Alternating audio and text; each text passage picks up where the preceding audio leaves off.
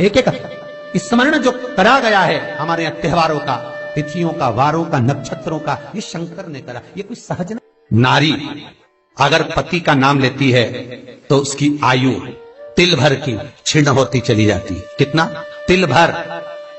स्कंद पुराण में लिखा है तिल भर की आयु क्षीण होती चली जाती। नारी ज्येष्ठ पुत्र का नाम लेती है, हाँ ज्येष्ठ में अगर बेटी है तो उसका नाम ले सकती है, पर ज्येष्ठ पुत्र बड़ा पुत्र है और पुत्र का नाम लेती है तो उस बालक की कभी उन्नति नहीं हो सकती। तन से, मन से या धन से वो बालक हमेशा दुखी ही रहेगा। तुम दुनिया का सारा सपोर्ट कर दो, तुम चाहे अपनी प्रॉपर्टी बड़े बेटे के नाम कर दो, तुम चाहे पूरा दुनिया भर का सुख अपने बेटे के सामने लाकर खड़ा कर दो, तो भी अगर मां अपने बड़े पुत्र का नाम बार बार लेती है तो वो पुत्र या तो तन से या मन से या धन से दुखी ही मिलेगा, वो सुख नहीं पा सकता।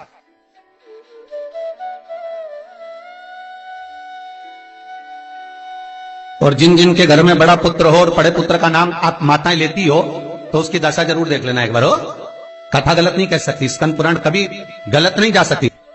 आपके घर में भी अगर बड़ा पुत्र हो और पुत्र का नाम अगर आप ले रहे हो, हाँ ये जरूर है, अगर बेटी बड़ी और उसके बाद पुत्र बड़ा है तो वो ज्येष्ठ नहीं माना जाएगा। ध्यान रखना, ज्येष्ठ का मतलब होता है सबसे बड़ा पुत्र, उसके बाद सारे बच्चों का जन्म हुआ। क्योंकि बेटी अगर जन्म ले ली पहले फिर बेटा हुआ तो बेटी ज्येष्ठ कहलाएगी, है बेटा नहीं कहलाएगा। अगर पहला ज्येष्ठ पुत्र है तो मां सारी प्रॉपर्टी दे दे, सारा वैभव दे दे, मां सारा दौलत दे दे, मां उसके ऊपर सर्वस्व निछावर कर दे, पर अगर बेटे का नाम माता बार बार लेती है तो उस बेटे की उन्नति, तरक्की नहीं हो सकती, उसको जीवन में सुख नहीं मिल सकता, कुछ ना कुछ चीज से वो दुखी रहेगा।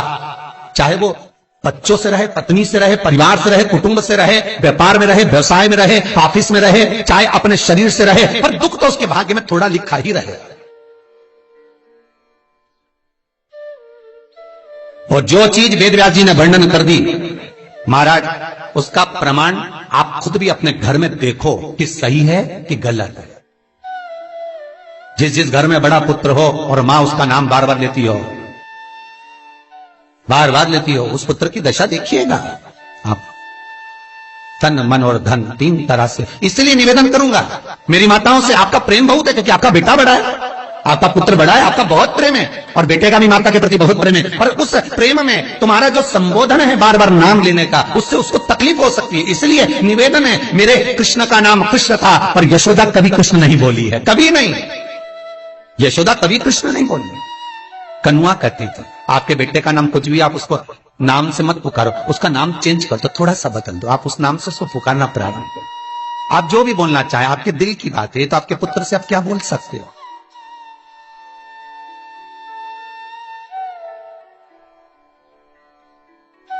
मेरी कौशल्या मैया राम को केवल राम ही कहती थी।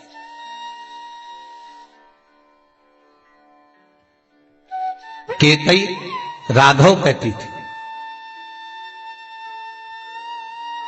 सुमित्रा रघु कहती थी, पर कौशल्या नाम नहीं बदला। और ज्येष्ठ पुत्र थे राम, बड़े थे,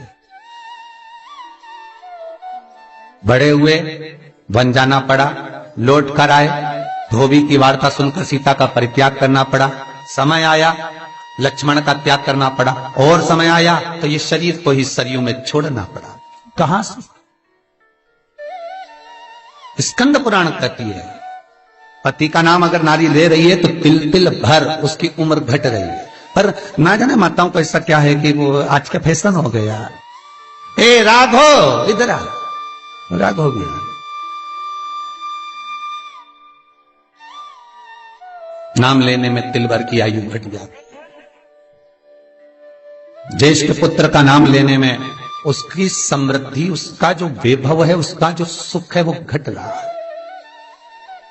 जिस गुरु से गुरु मंत्र लिया है, गुरु दीक्षा ली है, जिस गुरु से आपने गुरु मंत्र का स्मरण किया है, जिस गुरु से आपने गुरु मुख हुए हैं, जिस गुरु से आपने गुरु मंत्र लिया है, आपने अगर मंत्र ले लिया, चार जगह पर बात निकले, कोई पूछ भी ले कि आपने गुरु मंत्र किससे लिया, तो बता दो भैया हम तो वहां गए थे, वहां का जो गुरु जी है उनसे हमने गुरु मंत्र लिया, वही हमारे गुरु है। नाम का स्मरण ना करते उसकी पहचान बताने का प्रयास करो, वो ऐसे वो वैसे वो वहां रहते, उसका स्मरण। गुरु का नाम लेने से क्या जाता है महाराज? शास्त्र कहता है गुरु जिसने मंत्र दिया उसका नाम मत लो, गुरु ने जो मंत्र दिया उसका नाम लो। बहुत ध्यान देना महाराज, दुनिया के लोग गुरु का नाम लेकर बैठे हैं। उन गुरु जी से मंत्र लिया था तो उन्हीं का नाम लिया जाए, श्री ये मान जी, ये मान जी। अरे क्या नाम लेना, क्या नाम लेना? हमें गुरु का नाम नहीं याद करना, हमें गुरु मंत्र याद करना। जो गुरु ने मंत्र दिया उसका स्मरण करना। क्या होता है? स्कंद पुराण कहती है जब माला जपने के लिए बैठते हैं तो गुरु का श्री विग्रह तुम्हारे सामने होना चाहिए कि हमने उन गुरु जी से मंत्र लिया है, और गुरु का नाम नहीं। गुरु मंत्र लेते समय गुरु का विग्रह सामने हो और मंत्र जो गुरु ने दिया है उसका स्मरण।